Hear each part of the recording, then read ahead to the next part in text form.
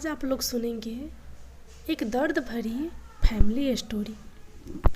65 वर्षीय राम प्रकाश जी, जो कि प्राइवेट नौकरी से निवृत्त हो चुके हैं, आज सुबह जब सैर करके घर की ओर लौट रहे थे तो मन में सोचने लगे कि रिटायरमेंट के समय में सोचता था कि मैं बंधन से मुक्ति की ओर जा रहा हूँ, लेकिन अब समझ नहीं आता कि इसे जीवन की स्वतंत्रता कहा जाए या जीवन में ही मृत्यु का पूर्वाभ्यास।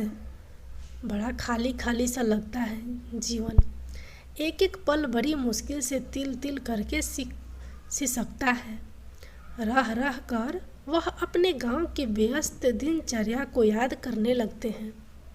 वह गिनी चुनी गलियां, वह मुट्ठी भर लोग, सब कुछ इतना छोटा कि एक दिन में पूरा गांव ही नाप लिया जाए और करीब करीब हर आदमी से मुलाकात हो जाए। उस समय लगता था जैसे दुनिया मुट्ठी में है। वह छोटी सी दुनिया जैसे ही हाथ से छूटी कि सब कुछ छूट गया।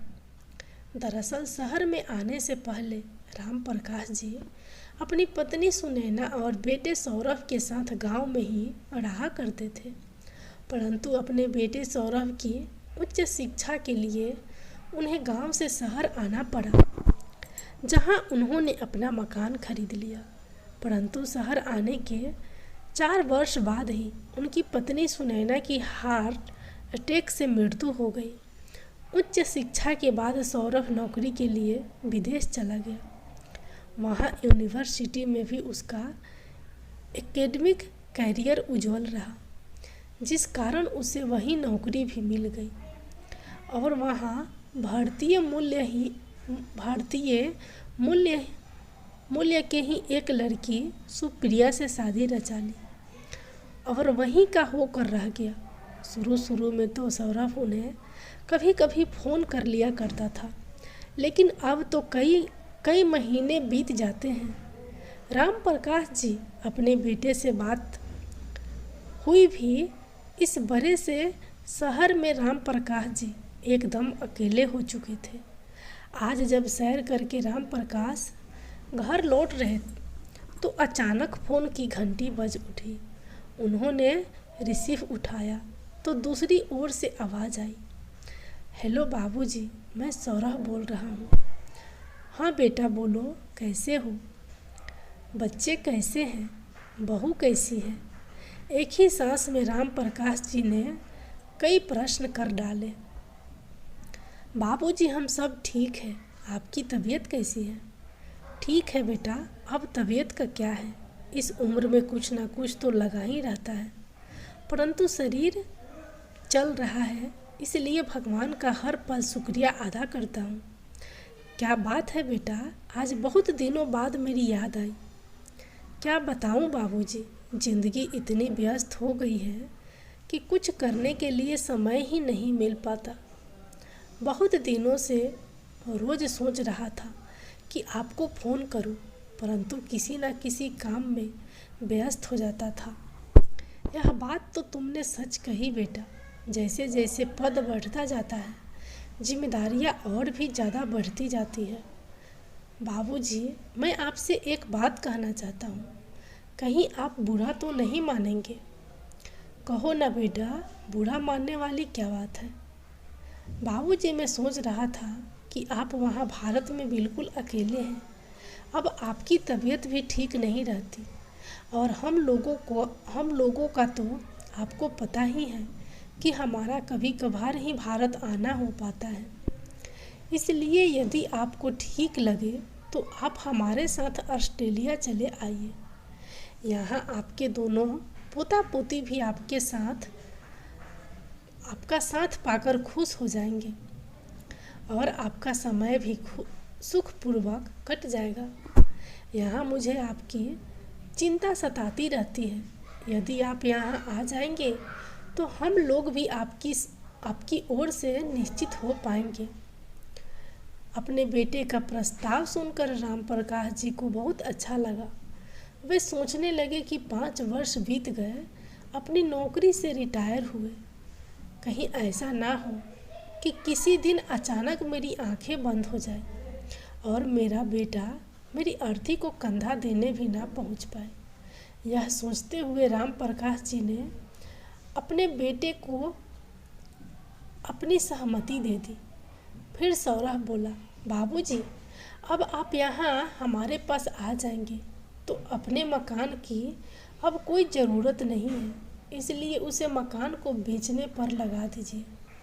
मकान को बेचने की बात सुनकर राम प्रकाश जी कुछ हैरान रह गए, क्योंकि इस मकान के साथ उनकी पत्नी की मीठी मीठी यादें जुड़ी हुई थी।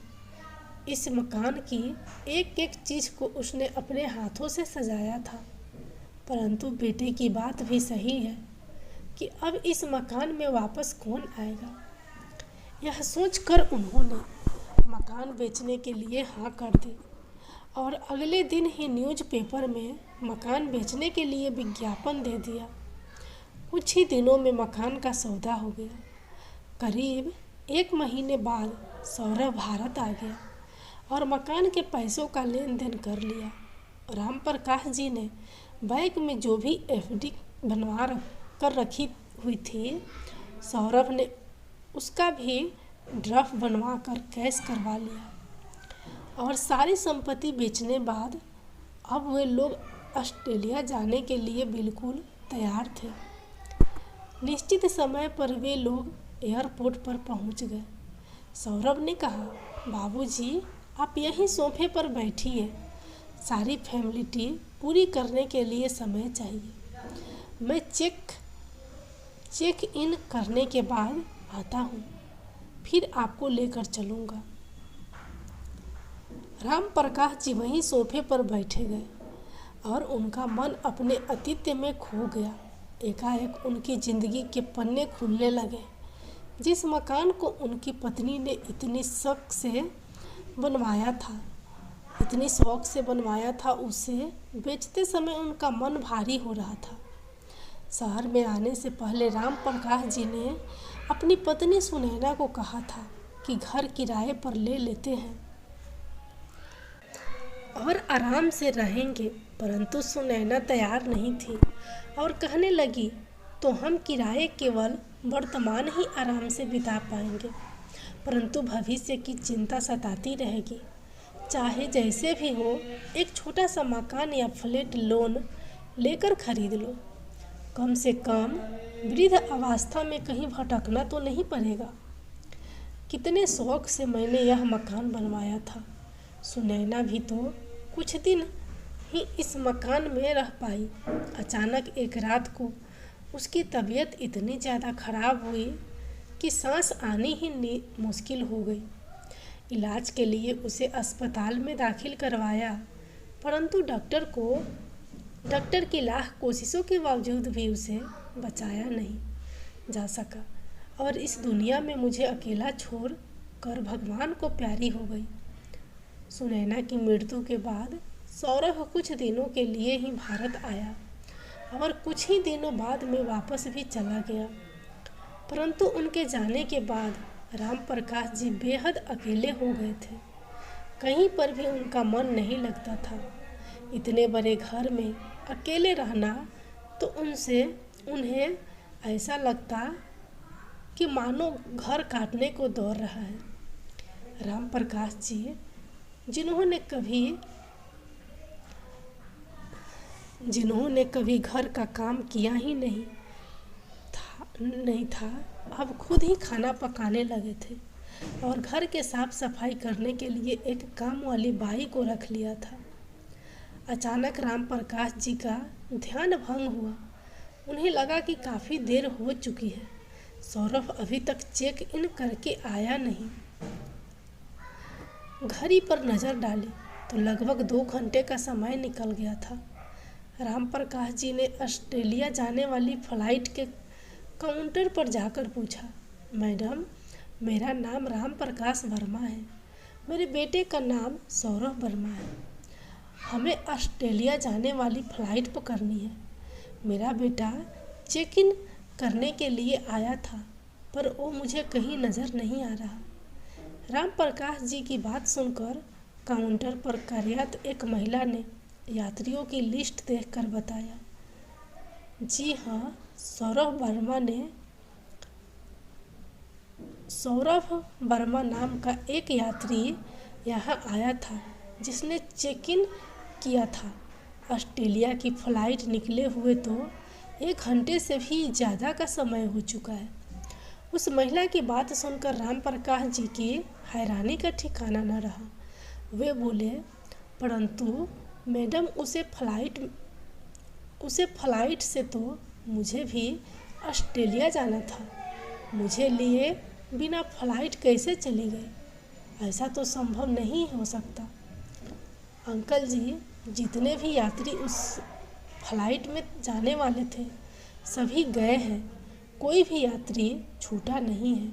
अगर कोई यात्री नहीं पहुंचता तो हमारी ओर से घोषणा की जाती है। महिला ने कहा तो राम प्रकाश जी रुआंसी आवाज़ में बोले, तो क्या मुझे लिए बिना ही मेरा बेटा ऑस्ट्रेलिया चला गया? इसका मतलब तो यह हुआ कि उसने मेरा टिकट लिया ही नहीं था। यह कैसी जालसाजी है? राम प्रकाश जी के पैरों तले तो मानो जमीन ही खिसक गई। वे अपना सर पकड़कर जमीन पर धम से बैठ गए। सोचने लगे, क्या मेरा बेटा इतना कठोर हो सकता है जिसे पढ़ाने लिखाने में हमने अपने जीवन के सुनहरे दिनों को भी पसीने में भिगा दिया था। अपनी खुशियों को उसका जीवन संवारने पर ही निछोर कर दिया था। सुनैना मुझे हमेशा कहती थी कि अपने बुढ़ापे के लिए भी हमें बचा कर रखना चाहिए, लेकिन मेरा एक ही जवाब होता था, ले देकर सौरभ ही हमारा एकलौता बेटा है। यदि हम उसकी सुख सुविधा का ख्याल नहीं रखेंगे तो कौन रखेगा? वह एक खिलौना मांगता था तो मैं 2 लाकर देता था।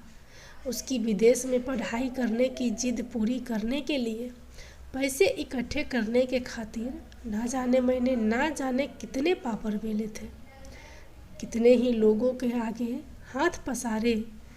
मन में बस अपने बेटे की बात पूरी करने की धुन सवार थी कि वह किसी तरह विदेश चला जाए। इस बात को लेकर अपने बड़े भाई मनोज से भी मेरी लड़ाई हो गई, क्योंकि उसने मुझे कोई भी सहायता देने से मना कर दिया था। वह कहता था, जब सामर्थ्य नहीं है तो विदेश क्यों भेज रहे हो? क्या आपने देश में पढ़ाई नहीं होती? क्या यहाँ पढ़कर बच्चे नौकरी नहीं करते? जितनी चादर हो उतने ही पैर पसारने चाहिए। अपने भाई के इस आचरण से मुझे कितनी तकलीफ हुई थी। उसी दिन मैंने मन में ठान लिया था कि अब मदद के लिए अपने भाई के दरवाजे पर कदम नहीं रखूँगा। तभी से हम दोनों भाइयों के बीच में कटुता आ गई थी, परंतु यदि देखा जाए तो उन्होंने कुछ भी गलत नहीं कहा था। जिस बेटे के कारण मैंने अपने भाई से भी संबंध तोड़ लिया था, आज वही बेटा मुझे ऐसे समय में बेसहारा छोड़कर धोखा देकर चला गया, जिस समय में मुझे उसके सहारे की सबसे ज़्यादा ज़रूरत थी। सिक्योरिटी कर्मचारी की आवाज़ सुनकर राम प्रकाश जी का ध्यान टूटा। वह कर्मचारी उनसे पूछने लगा, अंकल, आपको कहाँ जाना है? मैं देख रहा हूँ आप काफ़ी समय से यहीं बैठे हुए हैं। बेटा, मैं कहाँ जाऊँगा? मेरा तो कोई ठिकाना ही नहीं रह गया। मुझे तो अपने बेटे के साथ ऑस्ट्रेलिया जाना था, लेकिन वह तो मुझे छोड़कर चला गया। अब मेरा किस्मत मुझे कहाँ ले जाएगी मैं खुद नहीं जानता। इतना कहकर राम प्रकाश जी पास रखे बेंच का सहारा लेकर खड़े हुए। उन्हें कुछ भी सूझ नहीं रहा था। दुखी दिल से वे एयरपोर्ट से बाहर निकल आए और सोचने लगे, हे भगवान, ऐसी मुसीबत किसी की घड़ी में कहाँ जाऊँगा? मुझे कौन सहारा देगा? अब तो मेरा घर भी मेरे पास नहीं रहा। क्या मैं अपने बड़े भाई के पास जाऊँ? क्या वह मेरी मदद करेंगे? क्या उन्होंने मुझे माफ़ कर दिया होगा? लेकिन अब कोई और चारा भी नहीं है।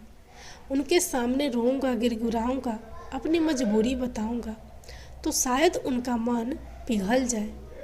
एक बार चल कर देखता हूँ।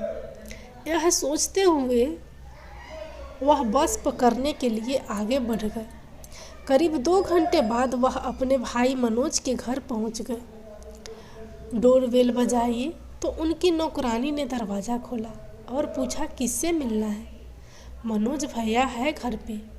जी हाँ, बाबूजी तो हैं, पर आप कौन हैं? उनसे कहो कि उनका भाई आया है। उसी समय मनोज जी बाहर आए और अपने छोटे भाई को ऐसी हालत देखकर हैरान रह गए। राम प्रकाश जी का सब्र का बांध टूट गया और वे फूट फूट कर रोने लगे।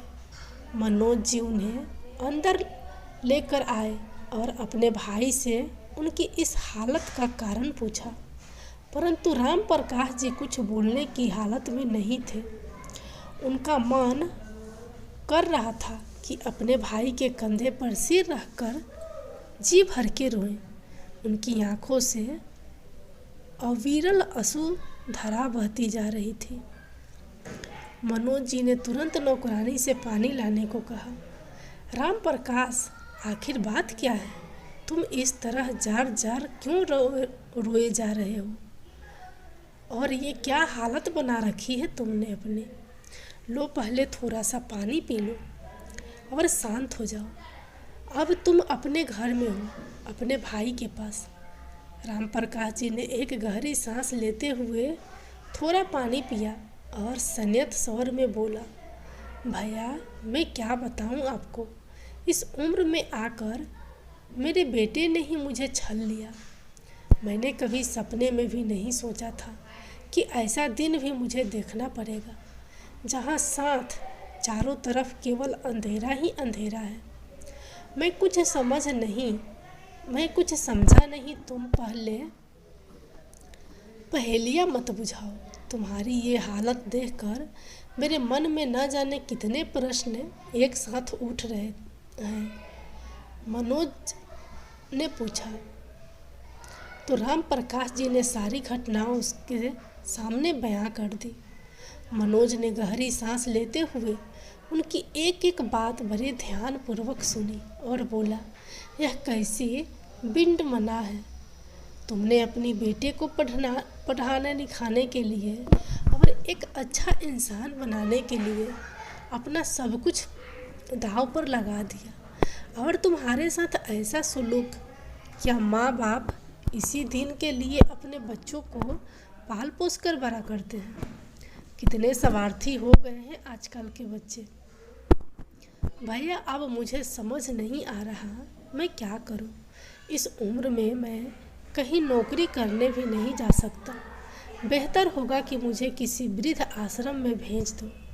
यह क्या कह रहे हो राम प्रकाश?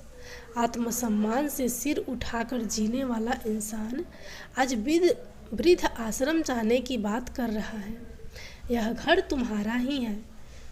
बेटी शिखा की शादी करने के बाद जब से तुम्हारी भाभी यह दुनिया छोड़कर चली गई, उसके बाद मैं बिल्कुल अकेला हो गया हूँ। अब तुम आ गए हो तो हम दोनों का समय आराम से कटेगा। अपने बड़े भाई की बातें सुनकर राम प्रकाश जी को कुछ सहारा हुआ, परंतु वह उन पर बोझ नहीं बनना चाहते थे, इसलिए वे अभी भी परेशान थे। अपनी दोनों भाइयों में यह बातें चल रही थी कि डोरबेल बजी। देखा तो मनोज की बेटी शिखा कुछ दिनों के लिए रहने आई थी। इतने वर्षों बाद अपने चाचा को इस घर में देखकर उसे अचंभा हुआ। शिखा उनके पास बैठकर उनका हाल चाल जानने लगी, परंतु जब उसे उनके हालत की जानकारी हुई तो उसे बहुत दुख हुआ और हैरानी भी कि सौरभ चाचा जी के साथ ऐसा कैसे कर सकता है।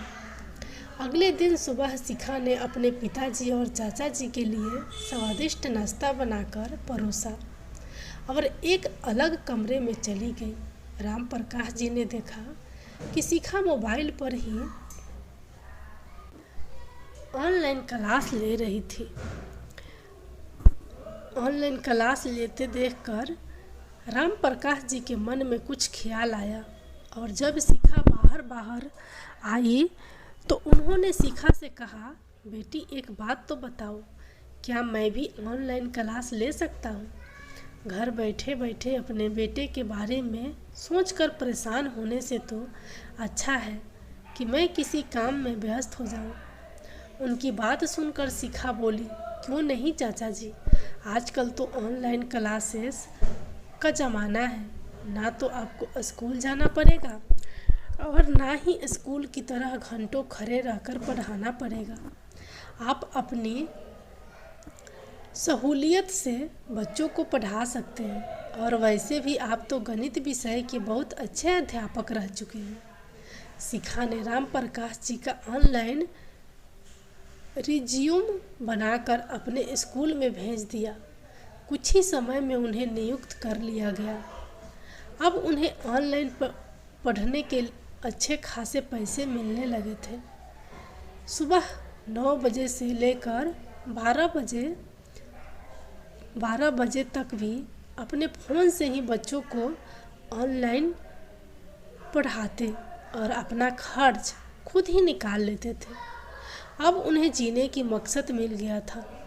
वे पहले से ज़्यादा चुस्त और तंदुरुस्त रहने लगे थे। अब वह अपनी ज़िंदगी से संतुष्ट थे, परंतु वह गरीब बच्चों के लिए भी कुछ करना चाहते थे। इसलिए उन्होंने बच्चों के लिए अपना कोचिंग सेंटर खोलने के बारे में सोचा और इस काम में भी उनकी मदद उनकी भतीजी शिखा की मदद से उन्होंने एक जगह किराए पर ली, जहां उन्होंने अपना कोचिंग सेंटर खोला। गणित विषय के अलावा अन्य विषयों की भी कोचिंग प्रदान करने के लिए उन्होंने 2 अध्यापक भी नियुक्त कर लिए।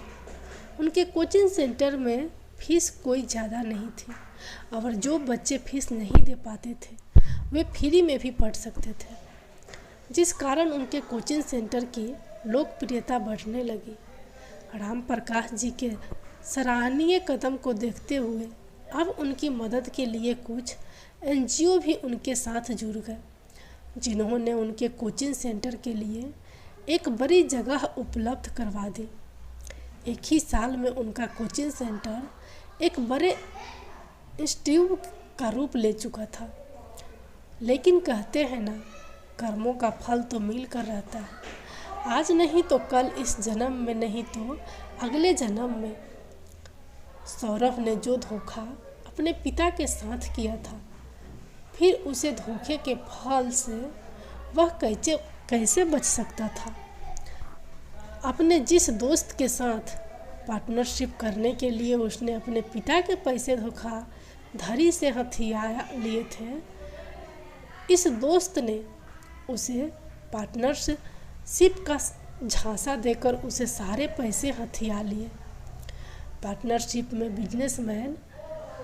बिजनेस शुरू करने के लिए उसने नौकरी तो पहले ही छोड़ दी थी और अब उसे कहीं नौकरी भी नहीं मिल रही थी।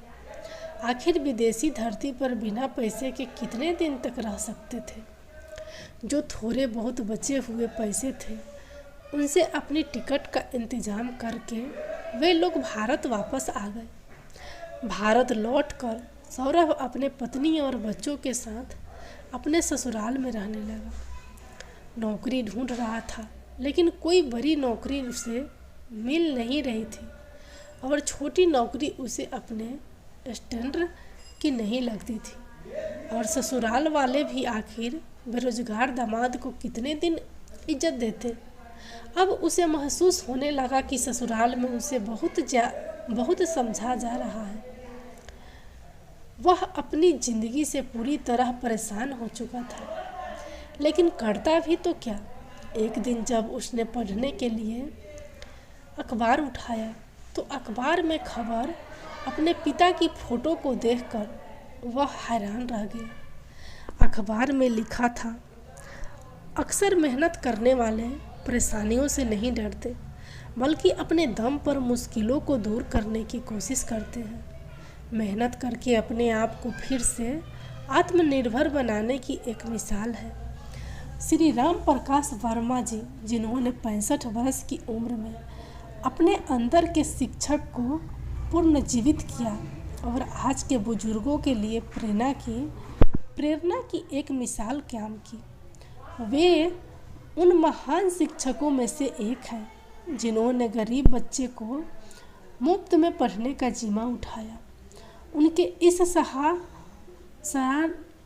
सराहनीय कार्य को देखते हुए सरकार की तरफ से उन्हें इनाम दिया जाने वाला है। यह खबर पढ़कर सौरभ को अपनी आंखों पर विश्वास नहीं हुआ। वह हैरान था कि अपने जिस पिता को वह दर दर की ठोकरें खाने के लिए छोड़कर गया था, आज वो अपने दम पर इतना बड़ा पुरस्कार प्राप्त करने जा रहे हैं। अखबार में छपी खबर के साथ साथ उनके कोचिंग सेंटर का नाम और पता भी लिखा था। सौरभ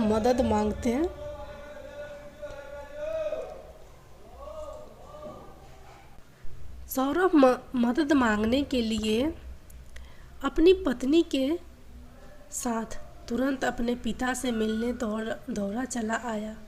पहुंचकर देखा तो उसे जगह पर एक बहुत बड़ा इंस्टीट्यूट बना हुआ था। जब वे दोनों अंदर गए तो गार्ड से पूछने पर उन्होंने उसे बताया कि उन्हें राम प्रकाश जी से मिलना है। गार्ड उन्हें ऑफिस में बिठाकर राम प्रकाश जी को बुलाने चला गया। जैसे ही राम प्रकाश जी अपने ऑफिस में आए तो सौरभ उन्हें देखकर हैरान था। उसके पिता, जिनके चेहरे से कभी लाचारी और बेबसी छल करती थी, उनके चेहरे पर आत्मविश्वास भरी चमक थी और आते ही पैरों में गिर कर रोने लगा। राम प्रकाश जी अपने बेटे सौरभ को अपने पैरों से अचानक देखकर हैरान रह गए। तभी सौरभ बोला, पिताजी मुझे माफ़ कर दीजिए, मुझे बहुत बड़ी गलती हो गई। मैंने धोखे से आपका घर बेचकर आपको अकेला छोड़कर चला गया, लेकिन उसकी सज़ा मुझे ईश्वर ने दे दी है। मेरे साथ भी बहुत बड़ा धोखा हो गया। अब मुझे आपका ही सहारा है। राम प्रकाश जी अपने बेटे की बात सुनकर राम प्रकाश जी बोले, बेटा तुम शायद भूल गए थे कि ईश्वर की लाठी में आवाज़ नहीं होती, लेकिन जब पड़ती है तो इंसान कहीं का नहीं रहता। और जहाँ तक मैं बात रही मेरे माफ़ करने की, तो जो तुम लोगों ने मेरे साथ किया है उसके लिए मैं तुम्हें कभी माफ़ नहीं कर सकता। तुमने एक बूढ़े पिता के विश्वास को तोड़ा है। यहाँ अकेला मरने के लिए छोड़कर जाने से पहले तुमने मेरे बारे में एक बार भी नहीं सोचा। अरे कम से कम इतना तो सोच लेते कि तुम्हारा बूढ़ा पिता कहाँ रहेगा, क्या खाएगा। अरे एक तरफ तुम हो और एक तरफ मनोज भैया की बेटी शिखा है, जो शादीशुदा होते हुए भी अपने पिता का भी अच्छे से ख्याल रखती है और अपना ससुराल भी संभालती है।